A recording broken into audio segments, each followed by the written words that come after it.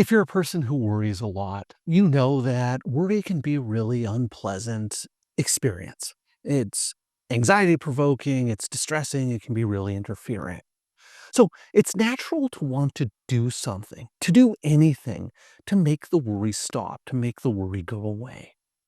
The problem is a lot of the things that people do to try and make their worries go away simply don't help. And oftentimes these attempts at making the worry go away can often just make things worse. So in today's video, we're going to be talking about 7 things that you might be doing to manage your worry that actually aren't helping your worry at all. This is a continuation of our video series on worry and worry management techniques. And as we've talked about in the last 2 videos, our basic engine of worry uh, involves a number of components to our model. And this is just our initial model of worry. Worry starts out with a trigger. It can be either internal or external trigger, and that leads to a series of what if questions, either the same what if question looping over and over and over again, or one what if question leading to another what if question, leading to another what if question. And it's this chaining or spiraling of what if thoughts that leads to worry. And the emotional outcome of a person worrying is anxiety because the worry process makes a person feel anxious. And as they go through this worry process day after day after day after day after day, what if trigger, what if we're anxiety, trigger, what if we're anxiety, it leads to a person feeling demoralized and exhausted. That's our basic engine of worry. Because worry causes a person to think about all of the negative things that could potentially happen and can make a person feel really anxious, it's natural for people to try all sorts of different things to try and make the worry stop.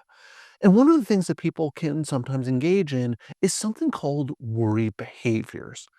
Worry behaviors are anything that we do to try and cope with the worry and make ourselves feel better.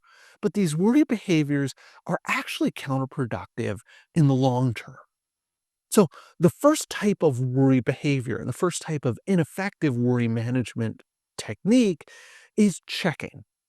Many people with excessive worry will recognize that they engage in lots of different forms of checking. Things like checking locks on doors, checking whether I turned off the stove, checking the tap, whether I turned off the tap, checking if I've closed the window. And a person can engage in checking behavior over and over again as a way of making sure that nothing terrible is gonna happen, like, I'm not gonna have a flood in my home, or there's not gonna be a fire because I left something on the stove, my house isn't gonna get broken into because I didn't leave the front door unlocked, or I didn't leave a window open.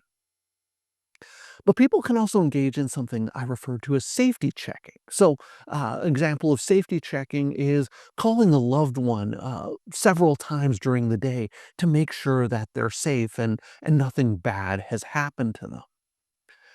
People can also engage in checking related to things that they do. So, for example, checking or reviewing work over and over again because I'm concerned that I made a mistake or I didn't do that assignment or that project correctly.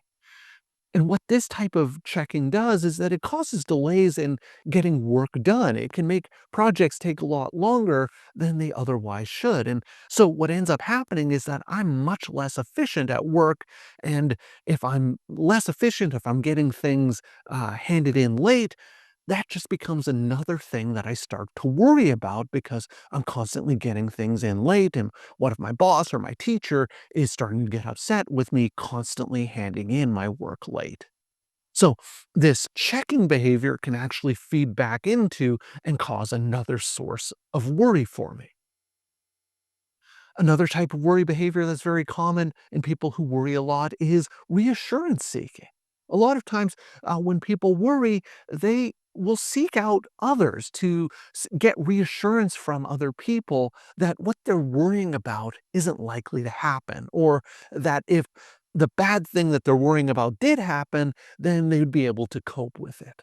So, for example, I may seek out reassurance from another friend about a comment I made at the party about a friend of mine's dress being too sparkly. And I may ask, you know, What do you think about that comment? It's not that big of a deal, is it? You wouldn't be upset if I made that comment to you. So it's this kind of reassurance seeking from my friend to make sure that I didn't upset my other friend. And if you can relate to this, ask yourself, how do you think other people react to you when you're seeking reassurance? A lot of the time, the people that you seek reassurance from over and over and over again, they can start to get frustrated or annoyed by the constant reassurance seeking. And now they're feeling annoyed, and this can just lead to increased tension or increased problems in the relationship. And this again just serves as another thing to start to worry about. Now, aside from worry behaviors, there are other things that people will do to try and manage their worry that don't really help and that can just make the worry worse. The first of these is using ineffective and unhealthy strategies to try and reduce worry. So, example of this is drinking at night to self-medicate sleep problems. So, I have a couple drinks at night to help me get to sleep.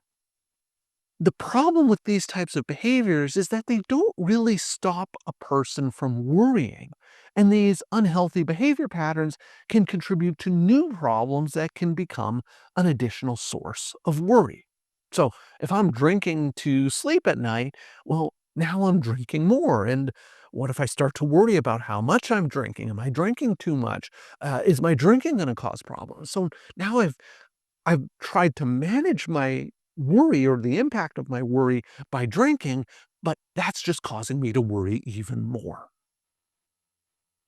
And then there are helpful self-care skills that don't actually do anything to address the underlying worry. So people will do things like relaxation techniques, meditation, getting more exercise as a way of managing their worry. Now, I want to be clear. I'm not saying that any of these things are bad. And I'm not saying that it's not good to do these things for general self care. But the point is, these types of behaviors aren't effective at reducing worry. Rather, this is just symptom management to try and reduce the physical discomfort of the anxiety. So it's targeting the physical sensations associated with the anxiety, but it's not actually doing anything about the worry itself. So, once the good feelings from the exercise or the relaxation or the meditation have gone away, the worry is still there, and the uncomfortable feelings of anxiety will return once you start worrying about them. Another example of this is trying to keep yourself really busy so that you can keep your mind occupied as a way of preventing yourself from worrying. Now, if you're motivated and feel driven to do a lot of things, that's great. But if your motivation for keeping yourself really busy and doing lots of things to keep your mind off of worrying, all that's going to do is to lead to you feeling more exhausted. Because you constantly have to keep busy, you constantly have to be doing something, you constantly have to keep your mind occupied with something. And at the end of the day, you feel exhausted, but when you go to sleep and you try to turn your mind off to go to bed, now all those worries that you've been putting off all day, now they come rushing in. So keeping yourself busy doesn't really work either because it's just going to exhaust you and the worries are going to return at a time when you're trying to go to sleep, and that can lead to you feeling even more demoralized. So you see how these ineffective worry management techniques just keep the cycle going and the model and the engine of worry going.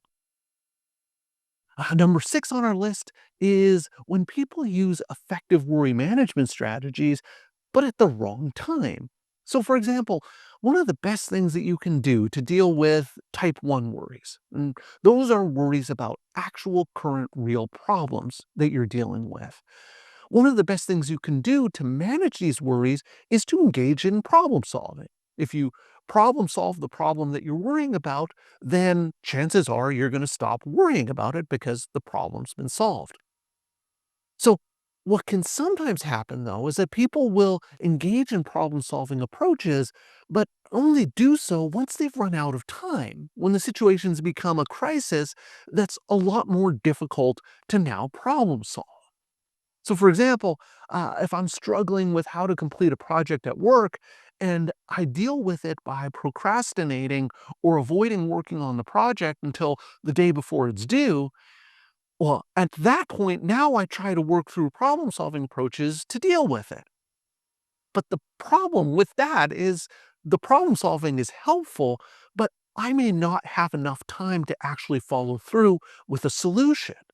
So the problem solving was the right worry management approach. I just waited too long to actually implement it. And finally, the last ineffective worry management technique that people will sometimes do is to use effective worry management strategies, but not implement them properly. So, for example, I recognize that I'm worrying about an actual problem in my life. I'm worrying about a work project. And I decide that I'm going to sit down and problem solve an approach for dealing with this work project. So that's really good. I recognize the problem early on, and now I'm going to sit down and problem solve to figure out how to deal with this. But what I might end up doing is rushing through the problem solving process because I want to try and figure out a solution as quickly as possible. And what ends up happening is that I don't do the problem solving skills effectively. I may not brainstorm enough solutions, or I don't carefully evaluate whether a solution will potentially work, and I just end up doing the first thing that comes to my mind. So in a scenario like that, I'm not likely to be too effective in terms of coming up with a good solution. And that just leads to even more worry because now I have to struggle to come up with a new solution for this problem because my first solution didn't work because I rushed through the problem solving. So you might notice that some of these worry behaviors and ineffective worry management strategies involve a person doing a lot of work, putting a lot of effort into trying to get rid of their worries. But it's like a hamster spinning on a wheel with a person doing a lot but not really getting anywhere in terms of reducing their worries. And so these worry behaviors, these ineffective worry management strategies can contribute to those ultimate feelings of demoralization and exhaustion that I talked about in our model of worry. And that just leads to even more worry. So, in future videos, what we're going to be talking about are much more effective strategies that you can use to manage your worries. And if you're interested in learning more about that, you can watch the next video in the series right here once it's posted. So that's all for today's video. As always, thank you for making it all the way to the end of this video, and I will see you in the next one.